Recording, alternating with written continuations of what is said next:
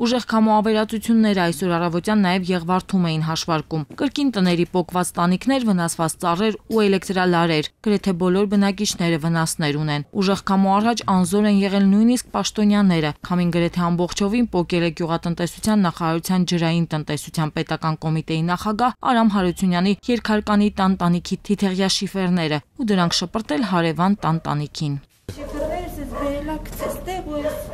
Շարած բլվել է։ Հա դուք տանը չեք եղել։ Մենք տան ենք եղել, այս գիշերը վեր քամի տանից գնացել ենք։ Իմ ավտոյի վրա երկցե հետա սարքել են։ Ես մենք ինչ անեմ, ոնց անեմ։ Դա ձերն էլա քամին ավիր է։ Այս անտենան պոկե գցե։ Քչել է բոլորը, բաս։ Եղվարդի քաղաքապետարանից եկել, տեսել ու գնացել են, ինչով կօգնեն կամ առհասարակ կօգնեն թե ոչ, բնակիչները չգիտեն։ Ոմանք սպասում են պատասխանին, մյուսները սեփական ուժերով վերականգնում վնասները։ Ասում են գյուղում առանց այդ էլ շատ խնդիրներ կան։ Եթե պատկան մարմինները խնդիր լուծող լինեին, այսքան ժամանակ կլուծեին ասֆալտապատման կամ գոնե ջրի հարցը։ Տաքսին կանչում են, որ գազդ է, ասում եմ արի ես իշտեղ, ասում ախ որպես դուս արեք քուչեն, չենք գտի։ Չեմ ասում թո բերեն իմ տան կրիշը փոխեն կամ թո ես քուչեն այսինքն ծերից ծեր մի հատ սարքին։ Էսի խմելու ջուր, հա։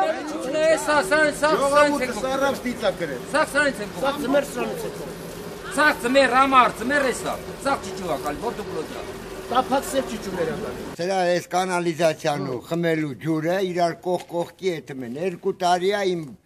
մայր արվի ջուրը, որ ես օգտվում եմ այդ ջրից։ Կանալիզացիայի մեջն է, որտու բլոջա գալի։ Էսի խմելու գիծն է, այսինքն եթե մեզ ներքևի թաղը։ Տեսել կանալիզացիան։ Ես դրել եմ շոչիկը, չեն եկե պլոմբը, 530,000 դրամ գրել են իմ վրա գնացել։ Խնդիրները լուծելու համար ում հնարավոր է արդեն դիմել են, ասում են լավ կլինի, որ գոնե խնդիրներից մեկը արագ լուծում ստանա։